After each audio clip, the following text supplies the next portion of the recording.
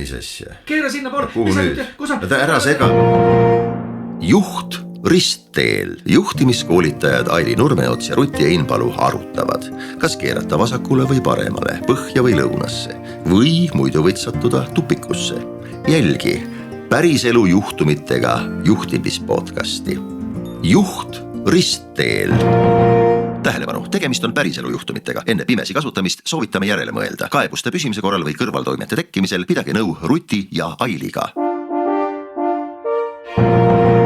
Juht ristteel. Ma olen suures organisatsioonis uue, kuid väga olulise osakonna juht. Meie osakond toodi alles paar aastat tagasi ja meie osakonda koondati kogu organisatsiooni strateegilise muutuse juhtimine ja elluviimine. On olnud väga põnev ja intensiivne aeg. Seni oleme kogu aeg töötanud rohelise tulega ja saanud juhatuselt väga head tagasisidet. Samas muutuse surve kogu aeg suureneb ja nüüd lisandus meile veel üks vastutusvaldkond. Oleme jõudnud olukorda, kus tiimiliikmetel on ülekoormus ja nad ei saa ka päris hästi aru, mis on ootus. Ma tajun selgelt, et inimeste rahulolematus kasvab. Ise olen mures kahe asja pärast. Esiteks seesama tiimiliikmete motivatsioon ja ülekoormus. Teiseks, ma ka ise ei saa päris täpselt aru, mida juhatus minu käest selle uue muutustega seoses ootab. Liiga palju ootusi. Kardan, et inimesed võivad lahkuda, sest oma oskustega leiaksid nad üsna kergesti uue töö, mis on ka paremini tasustatud. Tunnen ise ka, et olen läbipõlemise ohus ja minu klapp juhatusega, mis on olnud suurepärane, on löödud kõikuma.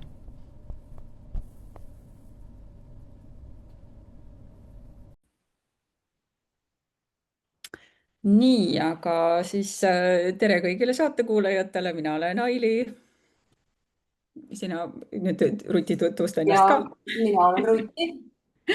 Väga tore, meie oleme siin lahkamas päriselu olukordasid ja meil on laekunud üks selline vahva olukord ühelt alustavalt juhilt, kes kirjeldas siis olukorda selliselt, et ta on küll juhtinud erinevaid nii-öelda projektimeeskondasid varasemalt, aga sellises nii-öelda juhi positsioonis on ta esmakordselt ja ta on tegevjuht täna, tal on ka nõukogu, kelle ees ta siis peab aru andma ja tal on nõukogus üks selline eriliselt niisugune tark juht, kes küsib tema käest kogu aeg erinevaid mingeid mõõdikuid ja juhtimis mingit põhimõtete raamatut ja selliseid hästi, tahab, et see juhtimine oleks kuidagi hästi ära kirjeldatud. Aga kuna tegemist on vähekogenud juhiga ja siis tema,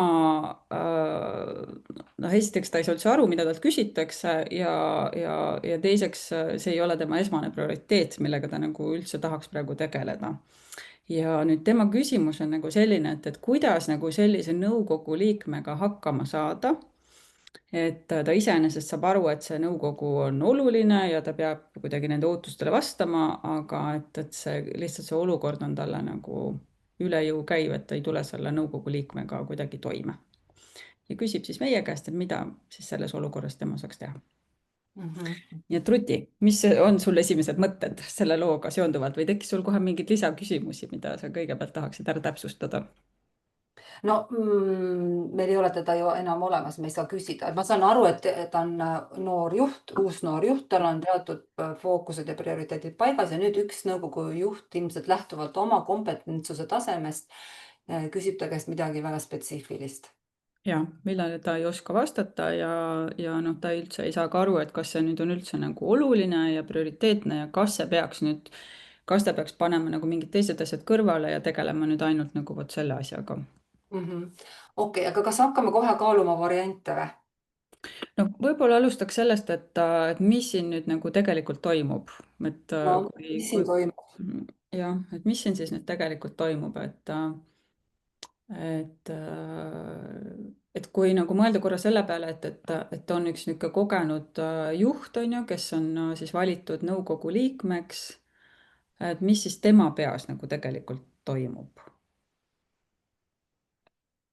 Tema mulle tundub, et tahab nagu lihtsalt näidata, et ta nagu, et mida tema nagu teab ja oskab ja ta nagu arvab, et sellest on kasu noorele alustavale juhile ja ta tahaks, et tema nende nii-öelda soovituste järgi siis juht hakkakski kuidagi juhtima või kuidas sulle tundub, mis siin toimub tegelikult? no see on justkui ja aga võib-olla hoopis ka miski muu, et näiteks, et tema elukogemuses on need numbrid ja mõõdikud väga tähtsad, eks ole. Mhm. Ja ta tõesti usubki, et praegu ongi vaja fokusseerida nendele numbritele. Mhm. Et see hoiab ära mingisuguse tulevase kehva tulemuse või mis iganes. Mhm. Et siis nagu üks on see, et ta tõesti usub seda, teine oli see, mis sa ütlesid, eks ole, et ta tahab justkui nagu eksponeerida oma tarkust. Mhm. Mhm. muidugi jah, need võivad olla ka kombinatsioonis. jah, need võivad olla kombinatsioonis, on ju, noh, igal juhul nagu tundub, et see, mida ta ju selle alustava juhi käest küsib, et see on talle mingil põhjusel väga tähtis, et ta ju ei küsiks seda nagu mitu korda uuesti, eks ju. Et noh, et kui siit juba nagu minna natukene lahenduste suunas, siis mulle tundub, et võib-olla nagu esmane asi nagu kuidas see noor alustav juht selle teemaga edasi võiks tegeleda, on see, et aru saada, et miks see kõik on väga tähtis ja mõelda, et kas see talle on ka tähtis ja mida see talle endale annaks ja sellele organisatsioonile annaks. Okei, sa mõtled siis, et ta võiks minna ja dialoogi selle konkreetse nõukogu liikmega ja öelda, et räägi mulle, miks see on oluline. Ma arvan küll, et see võiks olla nagu üks selline koht või üks viis, kuidas sellega toimetada, et ma mõtlen, et kui ma panen ennast nagu sinna selle juhi kingadesse, et ma võib-olla kutsuks selle nõukogu liikme lõunale näiteks ja püüaks ta mõtetest lähemalt aru saada, et Aga sa oled noor ja alustav ja sa oled arg. ütleme siis, arg on halb sõna, ütleme siis, et sul ei ole piisavalt enesekindlust ja sa natuke ikkagi kardad ka ja sa tahad head muljet jätta ja sa mõtled, et kui ma nüüd lähen ja tulebki välja, et ma ei jaga matsu, mis siis saab? no see on ka sul jälle õige. Siis sa tõenäoliselt seda Jah. ikkagi ei tee, eks ole. Mhm. Eks see oleks juba väga küpse juhi lähenemine, Mhm. kellel on piisavalt enesekindlust. no Aga võib-olla kui sa nüüd tõesti mõtled, eks ole, et sa oled ikkagi, sul on madal enesekindlus, sa Mhm. tahad väga head tulemust anda, sa tead, et nõukogu liikmetega peab hästi läbi saama ja sa mõtled, et igal juhul ma ei tohi näidata välja, et ma olen loll. Mhm. Mina arvan, et sa siis seda ei tee. no ma arvan, et sul võib olla siin õigus tõesti, et kui ma nüüd püüan ennast panna kingadesse, et ma olen alles alustanud ja ma mõtlen, et appikene, et mis siis saab, kui ma nüüd paistangi sellele nõukogu liikmele nagu rumal välja, on ju, siis ma ei tea, mul vist on kaks varianti, et ma siis nagu püüaks seda teemat kuidagi nagu võimalikult kaugele edasi lükata või siis nagu püüaks meeleheitlikult hakata nüüd nagu kuidagi midagi välja mõtlema, mida ta minu käest küsib, on ju, et kuidas ma siis saan selle kuidagi ära teha, selle, mida ta minu käest küsib. Okei, aga mõtleme korraks, et mis oleks ikkagi see variant, kui mul on madal eneseteadlikkus või Mhm. tegelikult see kõlab nagu halvasti praegu, aga ma mõtlen, et kui ma ikkagi olen, et ma ei ole, mul ei ole piisavalt enesekindlust, ma olen tõesti alustav, eks ole. Mhm. Ma tõesti tahan head tulemust anda, ma ikkagi kardan, et mida ma siis suure tõenäosusega võin teha. Mhm. äkki ma lähen nagu kookonisse, jaa. äkki ma tegelikult ikkagi üldsegi ei adresseeri seda teemat. Mhm. aga see mitte adresseerimine tundub mulle mitte võimalik, sellepärast et kui see nõukogu liige ju nagu jätkuvalt ja jätkuvalt igal nõukogu koosolekul seda teemat tõstatab, et siis ma ju igal juhul ma pean sellega tegelema ühel või teisel viisil, on ju.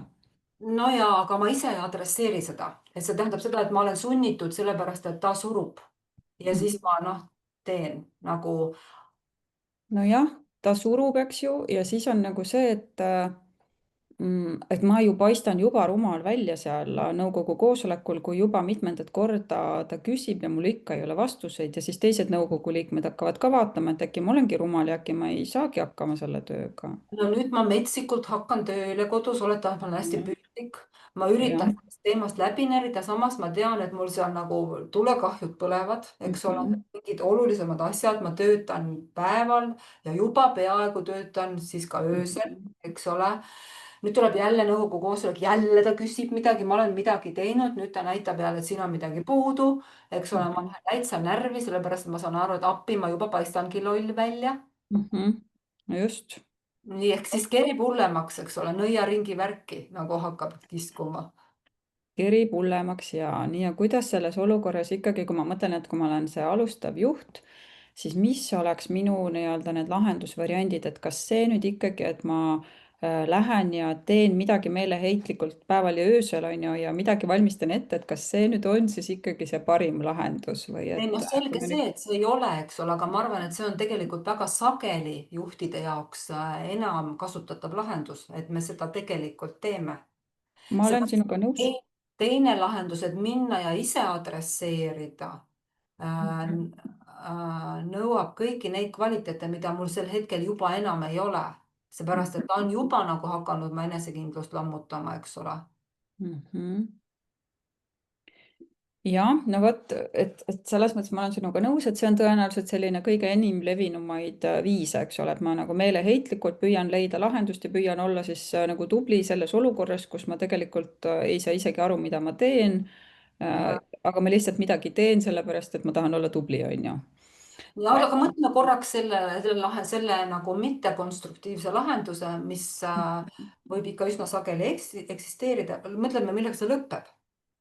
no mõtleme, ma arvan, et see võib lõppeda nagu tõesti sellise tohutu läbipõlemisega, sellepärast et ega noh, ma lihtsalt orav rattas nii ööd kui päevad püüan anda endast parimat, tulevad nagu järgmise nõukogu liikme palved ja siis see nõukogu liige küsib veel midagi ja veel midagi ja niikaua, kuni ma siis ise ei pane sellele kuskilt nagu piiri, siis noh, tõenäoliselt see lumepall kogu aeg kasvab ja siis lihtsalt läbipõlemine on väga kerge tulema, on ju.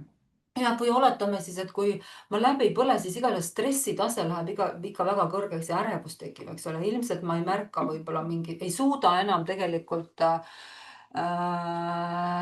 luua oma inimestele turvalist keskkonda, arengukeskkonda. Absoluutselt ja niimoodi kannatab mitte ainult juht ise, vaid terve meeskond, on ju. Huvitav, et igal juhul, jah, jah, kui nüüd praegu mõelda, et 10 juhust mitmel korral niiviisi võiks minna. no ma isegi julgen öelda, et äkki 8 juhul 10 läheb nii. kuidas, mis sina arvad? Jah, ja mina pean lihtsalt mõtlema nii, et ma ei ole sellises olukorras kunagi olnud, jumal tänatud, muidu ma oleks ka äkki selle 8 hulgas. ma arvan, et mina juhina vist olen olnud küll seal selle 8 hulgas. okei, aga mõtleme nüüd konstruktiivseid variante.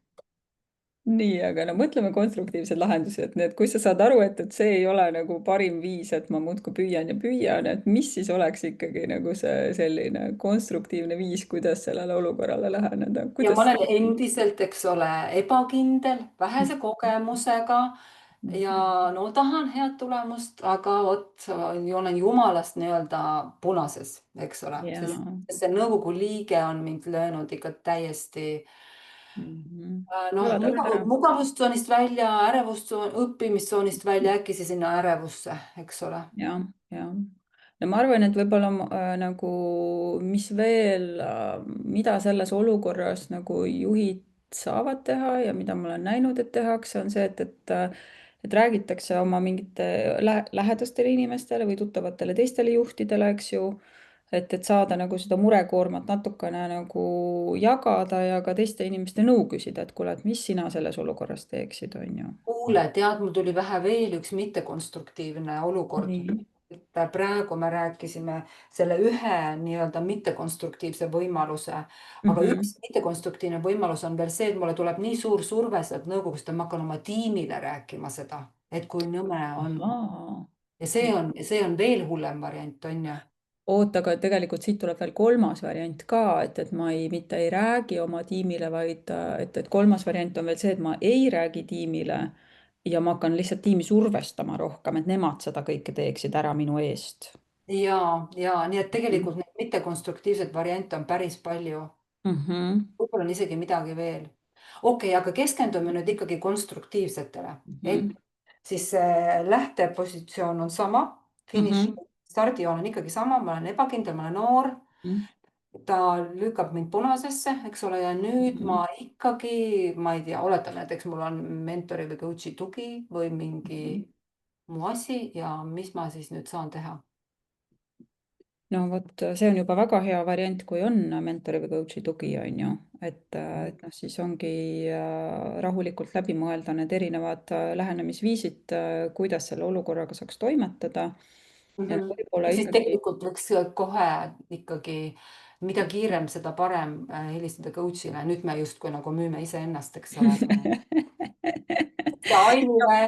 ei no vaata selles mõttes, et siinkohal ikkagi, et noh, et lihtsalt nii-öelda kõrvaline inimene on ju, et noh, keegi kõrvaline, kes nagu aitab nagu seda olukorda nagu paremini näha, on ju. jah, Et see ei pruugi olla coach või mentor, see võib olla ka lihtsalt keegi kogenum juht, et noh, et mida sina selles olukorras teeksid, on ju. Ja jah. selles olukorras lihtsalt nagu see teise inimese vaade võtab seda kuidagi seda pinget natukene maha, on ju, et saad rahulikult nagu mõelda, et okei, et mis võib olla selle, noh, mõista ka nagu empaatiliselt seda nõukogu liiget, on ju, et mis võib olla tema selline motivatsioon seal taga, et miks ta seda kõike teeb, on ju, sest ka tema tahab ennast tõestada, eks ju, nõukogu liikmena. Ja et sealt nagu ikkagi nagu minna nagu vaatama, et mis on need asjad, mida ma praegu saan ära teha, mis on need, mida ma võib-olla ei saa teha, mille jaoks mul ei ole aega, mis ei ole minu jaoks mõistlik. Et noh, hakata natukene nagu vaatama neid selle nõukogu liikme soove, et mida ta tegelikult soovib. okei, et siis esimene samm on siis see, et ma tegelikult mõtlen, et mis on tema nagu positiivsed kavatsused seal taga. Jah, just, Eks ole, just. ta tahab, et selle meie organisatsioonil läheks hästi või meie ettevõttel, eks ole. Ja nüüd ta lihtsalt survestab sellega. Okei, nüüd ma olen selle ära teinud, et ma olen mõelnud, et tal on positiivset tagasisidet, ta ei kiusa mind. Tegelikult nii, mis ma nüüd saan teha edasi? No nüüd saab, kui nagu kuidagi see ärevuse tase on maha läinud, on ju, et tal on positiivsed kavatsused, siis nagu vaadata, et mis nendest nõudmistest või nendest nõukogu liikmete soovidest on päriselt nagu asjad, mis nagu nii mind juhina kui seda organisatsiooni edasi aitavad. Ja mis Et on ma nagu mõtlen sellised, üksinda seda või siis koos oma selle mentoriga. no võib-olla, et kas siis üksinda või siis koos mentoriga nagu korraks läbi arutada, et mis on nendest nagu need asjad, millega ma tegelikult noh, mis oleks nagu päris mõistlik praeguses faasis nagu kuidagi ära teha, nii et see looks nagu selgust nõukogus, mulle endale juhina ja organisatsioonis minu Aga tiimile. kas ma seda mõtlen ise või ma lähen ikkagi nüüd temaga dialoogi, ma olen juba temaga dialoogis? Ma kõigepealt ikkagi ma mõtlen, et see noh, et see noor alustav juht võiks selle mõelda ise läbi, kui tal nagu vähegi, kui noh, nagu seda kogemust selle koha pealt on, või siis tõesti nagu kellegi kõrvalise inimese abiga, et noh, millistest asjadest mul tegelikult nagu võiks olla kasusid ja siis minna dialoogi või siis sealsamas nõukogu koosolekul nagu kaasata ka teisi nõukogu liikmeid, et okei, et võtame selle nimekirja siis nüüd ette, et vot, et ma ise arvan, et nendest asjadest, et need asjad ma saan ära teha, on ju, selle aja jooksul, aga vot neid asju mulle endale tundub, et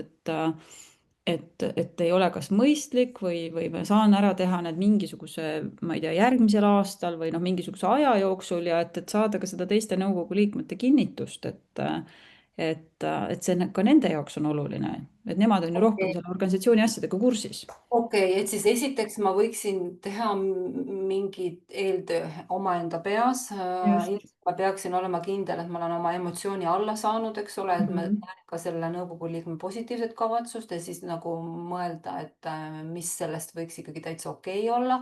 Siis Mhm. võimalus, et ma lähen temaga dialoogi, teine võimalus on see, et ma lähen nõukogus arutama seda. Mhm. Aga siis äkki üks võimalus on ka see, et nõukogul on ilmselt esimees, eks ole, Mhm. kes, kellel on suurem vastutus, et ma lähen, on ka võimalus nii, et ma kõigepealt teen enda peas analüüsi ja siis ma lähen arutan nõukogu esimehega, ütlen, et mul on väike segadus, et Mhm. mul on segadus prioriteetides, mis on õige, ma kõike ei jõua praegu teha ja mis tema arvab. No mina jälle selle variandi puhul, mina näen seda, et see oleks sellest nõukogu liikmest nagu kuidagi üle või ümber astumine ja see võib nagu tekitada veel rohkem pingeid selle nõukogu liikmega. Et selles mõttes mulle tundub, et siis selle koha peal oleks nagu pigem mõistlik võtta siis kas teha kolmepoolne kohtumine või siis nagu nõukogu koosolekul seda arutada, sest kui nüüd minna nagu sellest nõukogu liikmest üle selle nõukogu esimehe juurde, siis võib see tekitada jälle nagu omakorda mingeid pingeid. Kuidas sulle tundub? Nüüd nii palju selle info juures, mida me teame, siis me teame ju tegelikult ülivähe. Võib-olla mulle ei tundu midagi, ma saaks võib-olla öelda, mida mina teeksin. Nii. Et mina tõenäoliselt ikkagi tõesti päriselt ka ma teaksin, et coach'id on olemas, võtaksin selle coach'i ja siis ma ikkagi teeksin ühe eeljutuajamise selle konkreetse inimesega, kellega on, sest et kui minul on emotsioon üleval, on temal ka emotsioon üleval. Ja see tähendab seda, et me kumbki ei kuula üksteist. Just. Ma teeksin selle jutuajamise ja siis läheks jah, selle nõukogu teema, sest mulle tundub, et see teema, mida läbi arutada tuleks, on siis see, et mis sellel antud ajahetkel on tegelikult minu prioriteedid. Just. Või noh, mis sina arvad, mis see teema tegelikult on, mida ta peaks selgeks rääkima? Jah, ta peaks ikkagi selgeks rääkima need nii-öelda tema mingisugused prioriteedid, eesmärgid, ootused talle, mida ta on tegelikult juba korduvalt ja korduvalt nõukoguga teinud. Et seal on lihtsalt nagu ka võib-olla sellise nagu nad kergelt isegi mulle tundub nagu piiride seadmise nii-öelda koht juba, et nad tegelikult on nagu prioriteedid ja eesmärgid on kokku lepitud ja nagu öelda, et vot, et need asjad, mida minult üks nõukogu liige küsib, on ju, et nende ajaline maht on nii suur, et need ei mahu minu prioriteetide listi. Et ma saan teha seda, mida see üks nõukogu liige minult palub, aga siis ma ei saa teha vot seda asja, mis me oleme juba kokku leppinud, ma jõuan seda teha siis nagu hiljem, on ju. Tegelikult tegemist on see, kas seda võib nimetada piiride seadmiseks või enese kehtestamiseks või konfronteerumiseks. Natuke see ka, jah. Et tegelikult on fookused ja eesmärgid ja strateegia olemas, aga nüüd keegi sõidab millegi muuga sisse, eks ole. Noh, see vajab natuke täpsustamist, aga see võib ka olla üks nii-öelda nagu case küll, et selles mõttes see kuidagi see mõtestamine, et kas selle ühe nõukogu liikme ootus on nagu kõikide nõukogu liikmete ootus ja kas sellest lähtuvalt nii-öelda prioriteedid muutuvad, et see on nagu asi, mis tuleks nagu küll jah, kuidagi nagu ka nõukogu koosolekut selgeks saada. Jah, ja kui see tuleb prioriteediks, et siis näiteks mingi asi lükkub tahapoole. Jah, tõenäoliselt jah. Sest tegemist ei ole nagu, et tegemist on üsna mahukate asjadega, et see ei ole realistlik, aga vot siit jälle tuleb, eks ole, ka see, et alustav juht, kelle enesekindlus ei ole veel väga kõrge, on ju, ta ei suuda hinnata seda, et kui palju ma peaksingi olema suuteline tegema.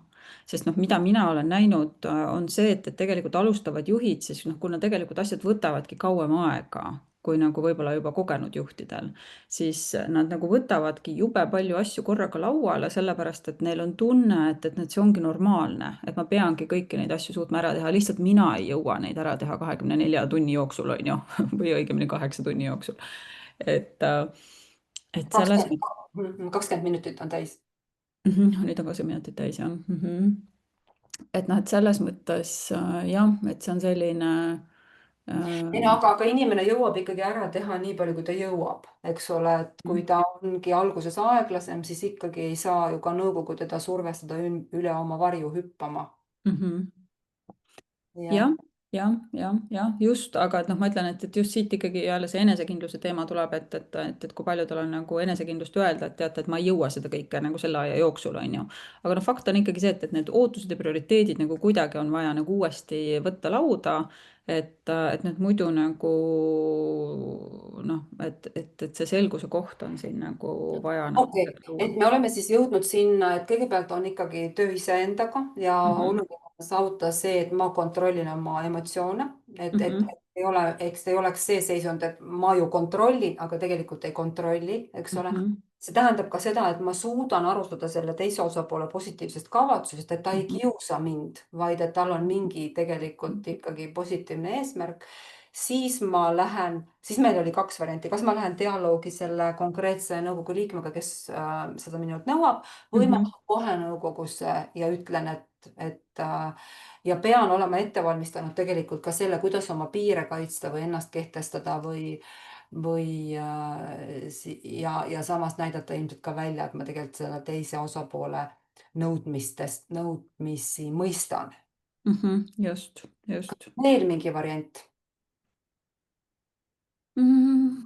Mulle tundub, et see on praegu juba selline päris hea variant, et ma nagu siin praegu tegelikult et siit kui nagu uuesti minna, eks ole, et mis on veel nagu siuksed nagu mitte nii head variandid on ju, et et ikkagi nagu jätkuvalt ignoreerida on ju ja nagu püüda nagu öelda lihtsalt, et oi näed, ma ei ole ikka jõudnud nagu selle teemaga tegeleda ja kuidagi nagu edasi lükata seda probleemi nagu järgmisse nõukogu koosolekusse, aga see nagu tõenäoliselt nagu see probleem ei kao sellisel viisil on ju. Aga sellisel juhul ma ilmselt loodan, et äkki see kuidagi läheb üle. Ja.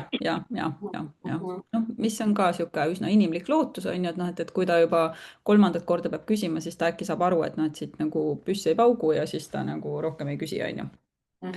No siis ma mõtlen veel, et selline trikk, et mida veel võib-olla soovitada, et kui sa võtad nüüd näiteks, kui see inimene võtab nõuks nüüd rääkida selle nõukogu liikmega, kellega on see nagu pingeolukord tekkinud, et siis on väga oluline, kuidas seda alustada ja siin võib kasutada sellist tehnikat, mida nimetatakse süüdistuste auditiks, ehk siis on see, et sa mõtled välja, mida see inimene sulle ette võib heita ja ütled talle seda kõigepealt. Näiteks antud olukorras see võiks olla nii, et sulle ilmselt tundub, et ma ei pea neid mõõdikuid eriti oluliseks. Siis sa pead pausi, ootad, mis tema ütleb ja siis sa lähed edasi. Nii, kuule, meil on 25 minutit, kas me võime saate ära lõpetada? Aga kuidas me selle siis nüüd kokku võtaksime? Ma ei tea, mis sa arvad? Jumal, et ma selles olukorras pole olnud, on minu kokkuvõte. Jah, kuule, aga tõmbame siit, ühesõnaga teeme nii, et nüüd me oleme saatest väljas on ju, et tegelikult 25 minutit ja minu meelest sa juba tegelikult väga kenasti juba võtsid seda kokku on ju ja ikka ei kuidagi niimoodi, et kuna mina tõin case'i, siis nagu mina olin nagu rohkem loos sees ja sina said nagu saadet juhtida, et selles Oota, ma panen ta nüüd kinni kuidagi, kuidas ma selle rekordimise ära saan? Oota, kus kohas mul see? Oota. Ma ei ole nii kaua aega Zoomis olnud. Oota, ma saan panna stop recording.